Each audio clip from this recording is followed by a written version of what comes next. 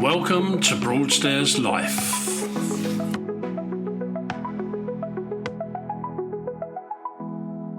I'm sat with Kerry today. Hi, Barry. And good morning. Oh no, we're afternoon now, aren't we? Yeah, we're afternoon. And we're here to talk about the Broadstairs town team. Yes, but I think before we do that, it'd be nice if you just give us a brief outline of yourself. Yeah, okay. And how you got to be here. So I'm a South Londoner, born and bred, and gradually moved, as my nan would say, down the line, and ended up here in Broadstairs because my husband had lots of experience here as a child, loved the place. We moved here full-time 16 years ago. And my background was in photography, advertising, marketing, print buying, all that kind of stuff. So lots and lots of experience in that area. And worked for big advertising agencies, then worked for myself, and then I'd been working since I was quite young, didn't go to uni. I went and lived in France for a while, but all of that time, like, the arts were really important to me. Yeah. So I ended up through word of mouth, as one could in those days, because there were apprenticeships and, you know, people started as a runner in advertising agencies, etc. Worked in photography, then you start your network, don't you? So I met a lot of people that worked in marketing eventually. And that's how we developed our careers, isn't it? Yeah, absolutely. I think it's, you know, we were fortunate. It was a kind of very opportune time. I'm 65, so, you know, it was in the 70s when I just had finished my education. And I think it's really tough for young people now if they want to get into the creative industry, although I'm very proud of the creative industry here. That was all to say that I ended up, when I first retired, thinking, I want to do something else. Yeah. And as a very proud Londoner, both myself, my husband and my eldest son decided that as the Olympics were coming to London, it was a once-in-a-lifetime opportunity to be involved in something as volunteers. We had the time, and I'd done lots of training of people. I'd run big departments and stuff like that. And so we all volunteered for the London 2012 Olympics. And we all got the bug of volunteering. Well, I particularly did. Right. Were you a greeter? I trained greeters. And really? I trained, you know, games makers. I mean, I was a games maker, but I also did train a lot of people. Yeah. Which was unbelievable. It was an extraordinary experience. And if you'd never worked in the voluntary sector, it was a massive induction into a fabulous world. It's not just what you put in. Oh, God, no. It's what you get out, and the people that you met. Yeah. Unbelievable. I mean, I met people that had done 6 Olympics. 6 Olympics? Yeah, as volunteers all over the world. Wow. So that gave us the bug. And then eventually, actually, just my husband and I went and did, when we both first retired, we went and did 3 months around South America and ended up in Rio as volunteers at the Rio Olympics. So we were games makers there as well. Yeah. So volunteering is in your blood. Well, now, it wasn't, you know. It is now. Yeah, because actually it obviously sparks something in you where you think, you know what, I've learnt all this stuff. And actually, I don't want to sit at home doing nothing. And actually the skills that you get from the workplace, whether that's dealing with people, managing time frames and budgets and all those things, those are transferable skills. Yeah. And so when we moved to Broadstairs, I met 2 or 3 other like-minded people, and we just, you know, chatted as mates and said, you know, it'd be great if we could do something to help the town. And Broadstairs town team grew out of 5 of us, I think, in a very small way. And when did that actually start? When was 2012. Just after, so just after the 2012 Olympics. Wow. So we've been going 14 years now, and it grew out of people that were fairly like-minded, as in wanted to use their skills to help Broadstairs in a way that wasn't being done. I mean, it wasn't that the statutory authorities weren't doing what they could, but budgets were ever squeezed, and therefore, if we could make a difference, why wouldn't we? And you can do it on a volunteer basis, yeah, can't so I think we started with litter picks. We started when there was some funding which came via Mary Portas to regenerate high streets, but obviously we've got to be very careful in that we've got a Chamber of Commerce, and that's their primary focus. The businesses that are in Broadstairs, and ours needed to be about community assets and making sure that we gave Broadstairs the best chance to be as wonderful as it could be for visitors and repeat visitors, and because we live here, we want it to be lovely. Why wouldn't you? And you want it to look good. Why wouldn't you? It's a no-brainer. Exactly. Yeah. So it started in a very small way with a bit of litter picking and then some gardening. And then grew and then we started kind of as we embedded ourselves into the community and met other people would go, oh, well, I've got a bit of time, or and the trustees of Broadstairs town team as they are, 3 of us have been there virtually since the beginning, and other people join us, and we've diversified as we've felt the need to do stuff. I mean, we now at the moment we look after 8 gardens in and around Broadstairs. Soon to be a 9th, which is going to be a new community space, which is very much in its infancy, because we're fundraising for it at the moment, but also we've got... So whereabouts are they in Broadstairs, the ones that you currently have? Well, the first one we started at the station, because we've done quite a lot of work around the station. Yeah. So we did a project which was with South Eastern and Network Rail, where we noticed that if you came off the fast train and you walked out of there, you're opposite the medical practice, but there was no sign telling you where the beach was. There was no sign to say, walk this way is the beach. Yeah, we do have so a there beach. was that, and there wasn't. There were certain things that we felt we could add to the station that would make the visitor experience better.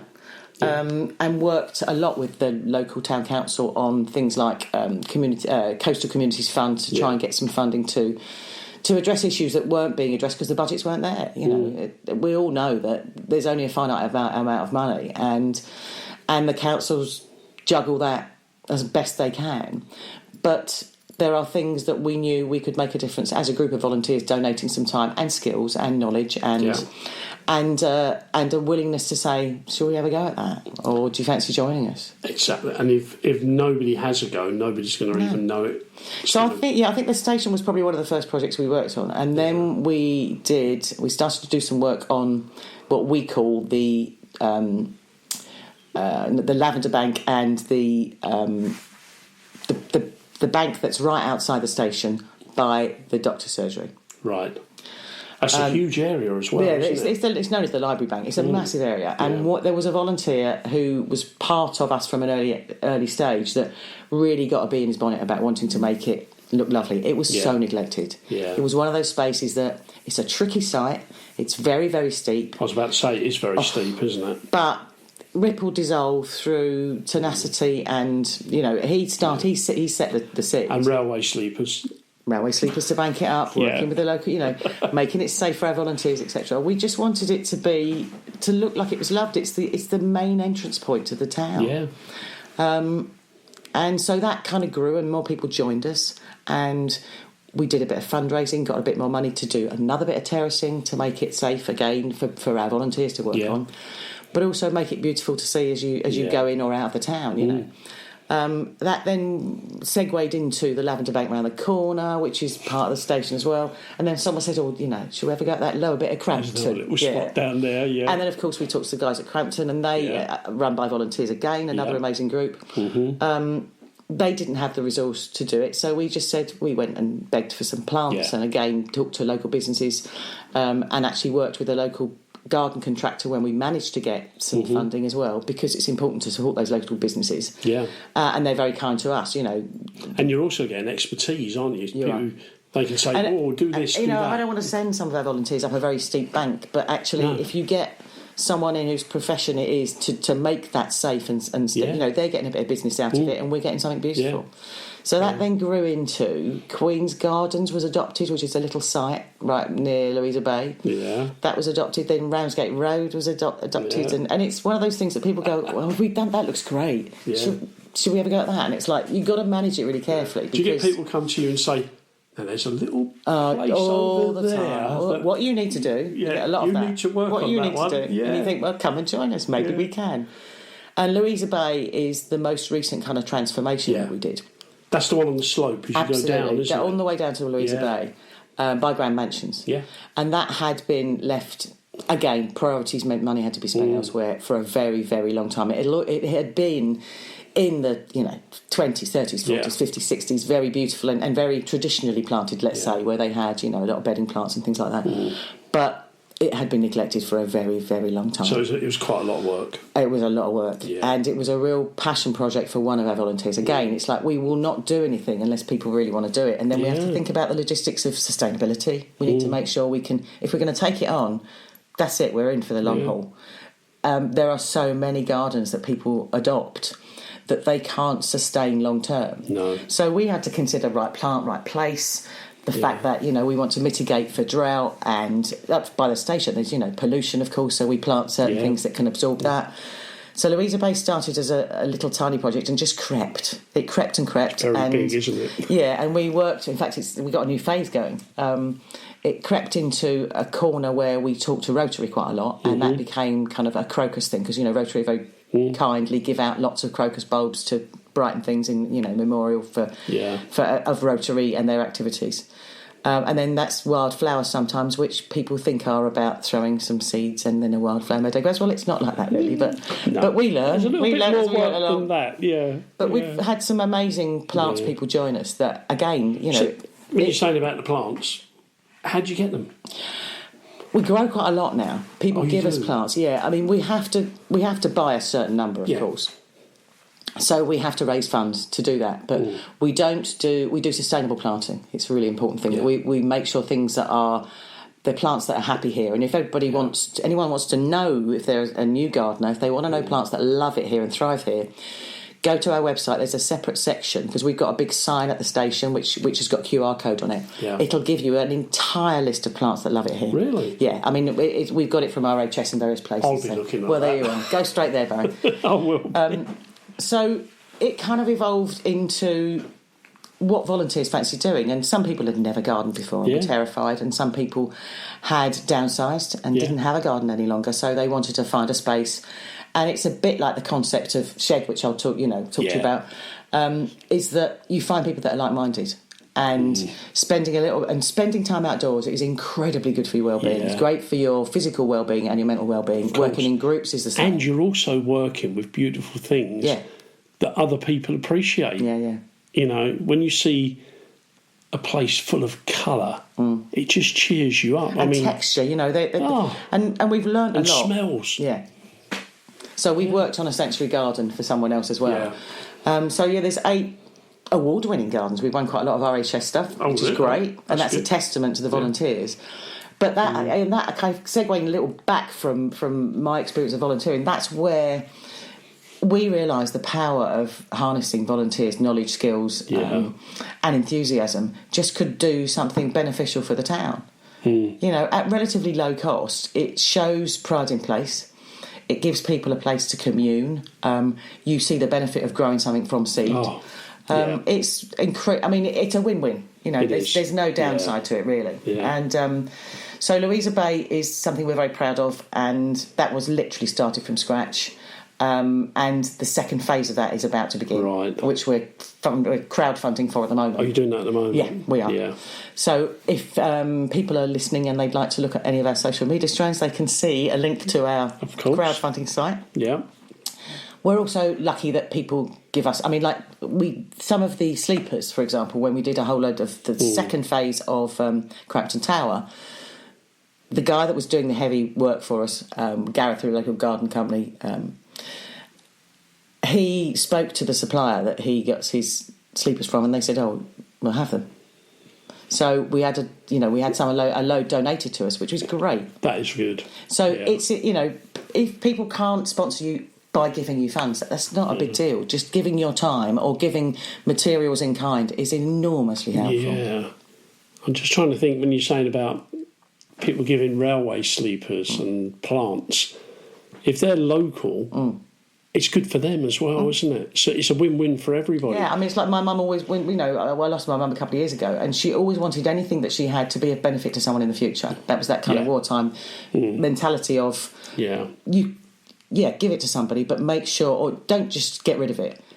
Find out if someone can make use of it. So, we are inundated quite frequently, and then we have nothing with people giving us pots or people giving us seedlings. You get your tools as well? Tools, we get through a lot of tools. You get through a lot. So we have to... I mean, we've had donations from local supermarkets for tools. We will do fundraising to buy tools, and we have to have harnesses for safety, our high-vis jackets...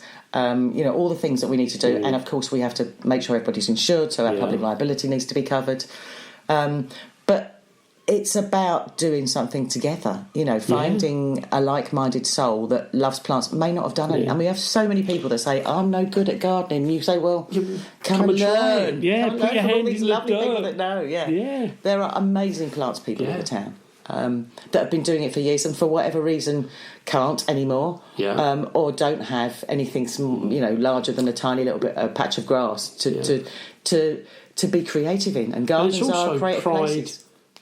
The pride of doing it for Broadstairs, isn't it? Yeah. And it's like the guys do, the seafront, all the painting around the harbour, which I did a couple of years ago. I didn't realise how much sanding down there'd be, but it was fun. I roped you in, didn't I? I think I roped you into one. I did something with the harbour and seafront group. You did, we roped everybody that's right. And we were all there. Bring your sandpaper. Oh dear, I remember that. Yeah, you don't stand too close to me. No, all right. So I'm going to walk out with plants and sandpaper. Yeah.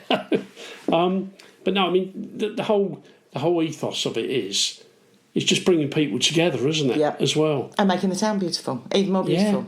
What's not to like? People do comment, don't they? Oh God, but all the time. I mean, not only do you get daily, oh my God, thank you so much. Yeah. This makes me happy when I walk past that bed in the middle of the spring, or.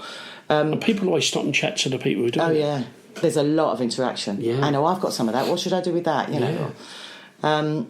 And so it's kind of grown, and it will evolve as new people move to our town. Of course. I had a lovely couple come up to us. We were trying to raise some funds for garden. We were outside the co-op in St Peter's last week, giving out leaflets, and a young couple that have not lived here very long, that have never gardened before, said, "Oh, we've made some mistakes," and la la la la. And I said, "We gave them some seeds. We were doing a seed giveaway."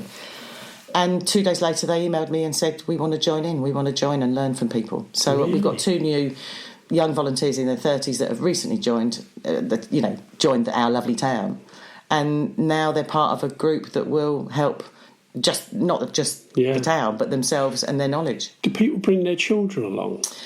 It's quite tricky to bring children along. Litter picks, absolutely, because we run litter picks off season. Kids love a litter pick. Oh, I mean, honestly. So our litter picks happen out of season because that's the way we have to operate. Yeah. So we don't pick in high season. That's the council do that. Yeah. And we do them probably twice a month. And you'll find a bright yellow or a green poster up in a notice board near you that gives you all the dates that we do. Plus, they're all available on our website. And we have sometimes 35, 40 people, sometimes more. We also have done joint litter picks and initiatives with nurseries and stuff where, and scouts and cubs. And so we've got a lot of equipment that we've managed to get funding for. Yeah. So we also lend our kit out. So so people can come and borrow 30, 40 litter pickers from us. Because it is a big thing, isn't it, litter picking down here? You see it. I mean, I think we have to gloss over the why, because it is. There's no point in moaning. I don't think it gets you anywhere. Yeah. No. So thinking about what you can do that is positive about it, and it brings people together. Yeah. They're out on a Saturday morning for an hour and a half with kids, with dogs, doing something positive. And we spread the love throughout the town. So we do a beach pick. Everyone loves a beach litter pick. That's their favourite. But we do stuff in St Peter's. And we do, and Locket's Wood round there. We also do, we rotate, and we do it in Piermont Park and then Memorial Recreation Ground by the station. And there are lots of individual pickers that do it all the time. Are you finding more younger people are interested in doing voluntary work here? We have quite a lot of young people who are doing their DOE, Duke of Edinburgh. That have to do a certain element of community activity. We've found working with the college with young people is great. So they might have a voluntary day when they come and do that. Some young people, yes, certainly when they're small, it's not a big deal. They like it. And what about the foreign students who are here? Well, we've had them too. Yeah, because there's so many. There are. And I think if one could incorporate a piece of language learning from it, that would be great. But that's potentially that's another, it's yet another project to do. So we're already kind of juggling to keep all the projects we're doing going. So litter picking and gardening. One of the fantastic things about gardening and litter picking is that there are also organisations that offer their employees quite frequently a voluntary day or a volunteer week. Now that might be the local college, it might be a local business. Get that involvement. So we can say, if there's 8, 10, 12, 14 of you in a business and you want to go and do something positive for the town, come and join us. Wow. Come and join us and do a bit of gardening, do a bit of digging. So businesses do care about the area they live in. And just from somebody coming along and volunteering may actually lead to something else, because they may say, well, I do this for them, and you go, oh, now that might be interesting, that I might go along and try that. So it's that ever-expanding circle, isn't it? It grows and it grows. And it's the skills that are quite tricky for us to get as a board of trustees and as a board of, a bunch of, 500-600 volunteers in total. Yeah. There are certain skills that are really tricky for us to have. We're very fortunate. One of our trustees is a chartered accountant, but legal advice is quite tricky to come by. Yes. So, hello, if you're of a law firm out there and you want a community day, come along, come and help us, and then and maybe we can collaborate on something where we do need advice, because we work on a shoestring. We have, we not quite handsome out. That's like a lot of but groups, isn't it? Absolutely. Yeah. I mean, the shed, which is the shed, is also a project from Broadstairs Town Team. So we started in 2012, and the shed was born in 2014. And I think we'll talk about shed another time, won't we? But anything that you can do in your local environment to make things nicer. I mean, it's how we operate as a town. It's how the Broadstairs Food Festival started to bring visitors to the town out of season, on the shoulders of the season. Yeah. And look how big that is. I know. And Folk Week, and, Blues Bash, and the Genuine Jazz Festival, and. I was about to say, we've got the Jazz Festival. Yeah, and Dickens Week, all of that.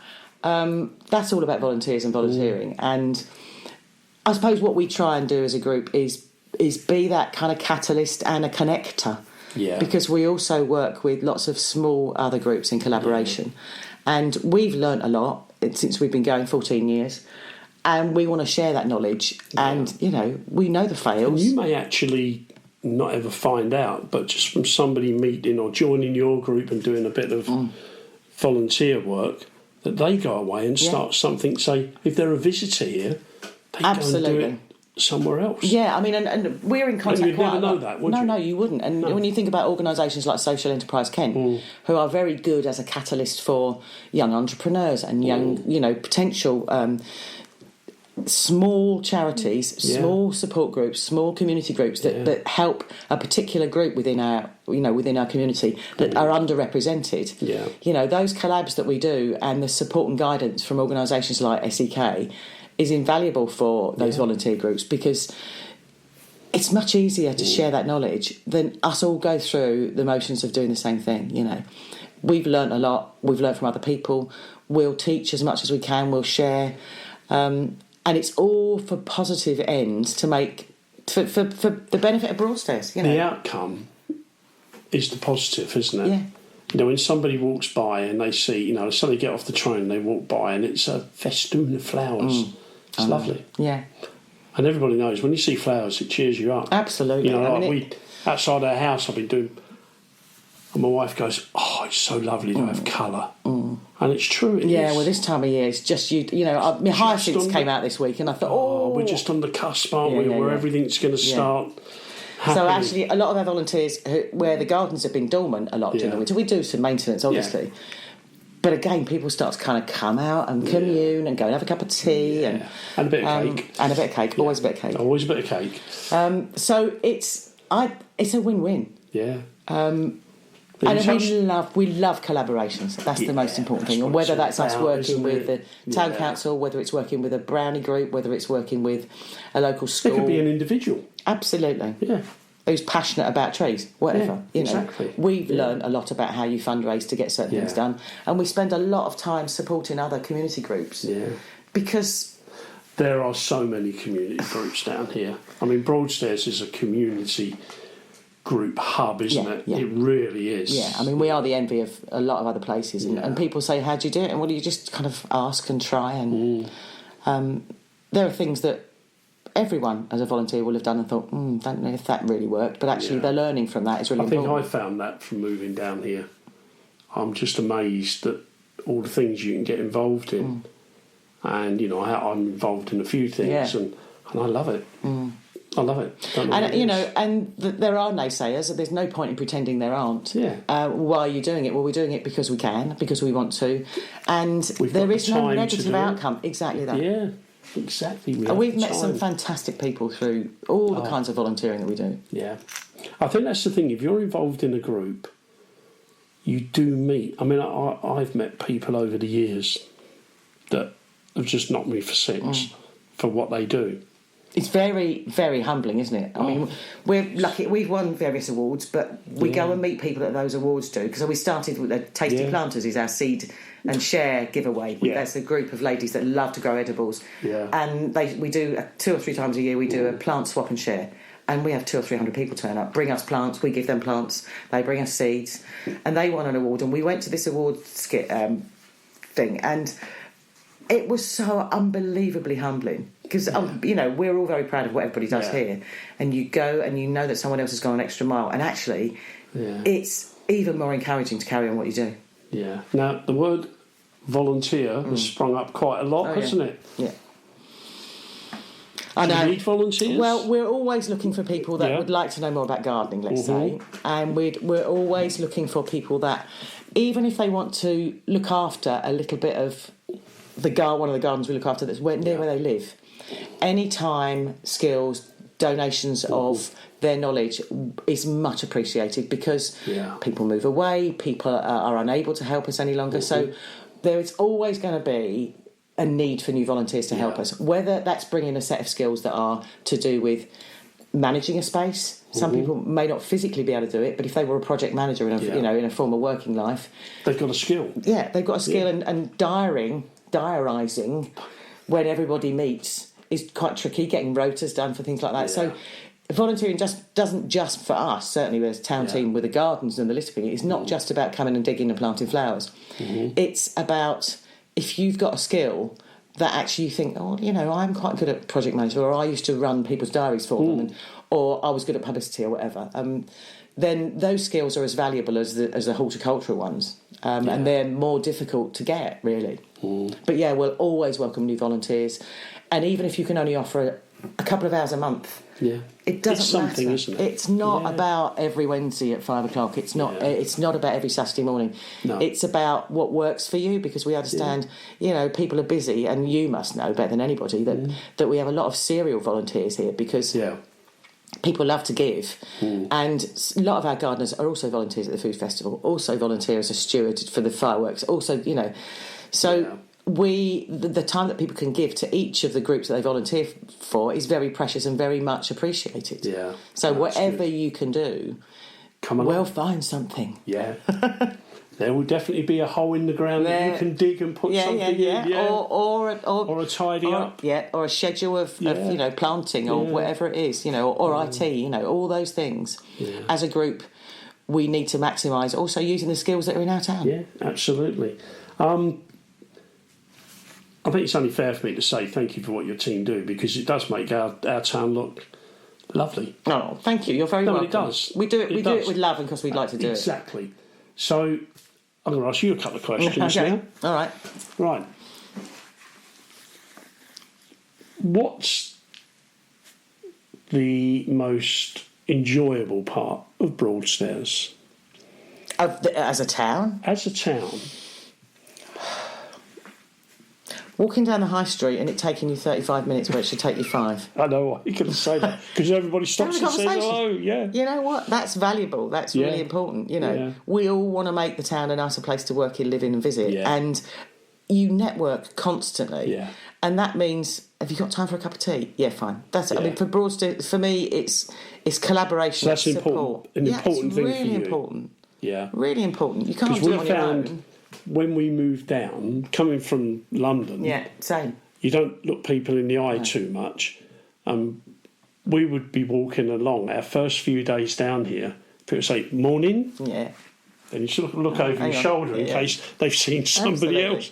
And now, I mean, you walk and you chat. I know. And we have a dog, so that's instantly. Oh, that's an instant one. Yeah, conversation starter. We're known as Alan's mum and dad. Oh, really? Yeah. Oh. And on another note, people who come down, what would you say to them is the best thing to do when they're down here? If they're down for a day or a week, what would you say is Oh, you've got to do that. During the season, I would say, and this is an inadvertent plug, go to the visitor information kiosk. Yeah. Because, again, there's about 50 volunteers that run that. That's obviously not out of season, but they know so much stuff. Yeah. And they can give you information about local groups to get involved with, whether you're here for a day, a week, or whether you're thinking about moving down, because I think a lot of people come and try it out. Yeah. Go to the VIK, and they're incredibly knowledgeable. Yeah. And go there, sit and look at the sea. Go and have a cup of tea in one of the cafes, look at the sea. Yeah. There's nothing more relaxing. No. And, you know, we've got great restaurants, we've got great pubs. Yeah. There's a great support network for... And they all support each other. Yeah. It's not as if they're rivals. And, they're you know, actually we love together. you coming. You know, the income that tourism brings to our town is valuable. You know, it's really, really valuable. Yeah. And come back, I suppose. And come back, yeah. That's right. And spend some more money. Yeah. Yeah, definitely. And love it. But also spend money, but love being here. Love what we love, which is... And enjoy our festivals. Yeah. Enjoy everything. That's what it's about, isn't it? And Broadstairs is brilliant in the winter as well as in the summer. Oh, it's lovely. Do you know something? In the winter, it's lovely. I know. You know, maybe a bit chilly. Yeah, they put another coat on. Yeah. We put a coat on. And if people want to become a volunteer and come and help you, how will they get in touch? They can, if they are able to access the internet, go on and just type in Broadstairs Town Team. Yeah. We're normally first on Google. Yeah. Hurrah. Get in contact with us via the contact form there. Yeah. There are phone numbers on there for how you can get involved in it. Look at the aspects of what we do that you really quite like, because I quite often have people contact us via the website that say, I'd like to volunteer. If you can tell us a little bit more about you, about why you want to, we can match you with the volunteers that work within that area. So if litter picking's your thing, or you want to engage all the people that you work with in a quarterly litter pick, just contact us via our website or our Facebook page. You know, we're always posting stuff on there about what we're doing. Our litter picks are always advertised in the notice boards. Check us out, and if you've got skills, funding, we'd love to talk to you. Get in touch. Yes. And also you can choose which plants to... Oh, you can, I shall show you the link. Our information side at the station is fantastic. It talks about how you mitigate for drought with plants, how you can save water, lots of other things. And the best thing is the best ones that grow down here. There's a whole list. I'll be on that. Yeah, so brilliant. Well, listen, Kerry, thank you so much. Thank you for your time, Barry. It's been great to talk to you. I've really enjoyed it. And again, I'm a little bit enlightened. Good. So, brilliant. Thank you. Thank you for listening to Broadstairs Life. You can follow us on Facebook and various other social media platforms, including YouTube. Thank you for listening.